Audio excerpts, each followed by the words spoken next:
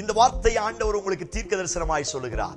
மனுஷனை நம்புவதை பார்க்கிலும் கர்த்தர் பேரில் பற்றுதலாய் இருப்பதே நலம் என்று ஆண்டவர் வாக்குத்தத்தம் பண்ணு. அநேக தரம் மனிதர்களையும் உறவுகளையும் என்னை சுற்றிலும் இருக்கிற எல்லாரையும் மலை போல் நம்பி ஏமாற்றப்பட்ட நிலைமையில் தனித்து விடப்பட்டு அழுவதுண்டு. ஆனால் மனுஷனை நம்புவதை பார்க்கிலும் அவர் பேரில் பற்றுதலாய் இருக்கிறது என்னுடைய வாழ்க்கையில் நன்மையை கொண்டு வரும் என்று ஆண்டவர் வாக்குத்தத்தம் பண்ணுகிறார். சபையே, கர்த்தர் பேரில் அவர் நாமத்தின் மீது பற்றுதலாயிருங்கள். அவருடைய நாமத்தின் மகிமையை கூப்பிட்டு கொண்டாடுங்கள்.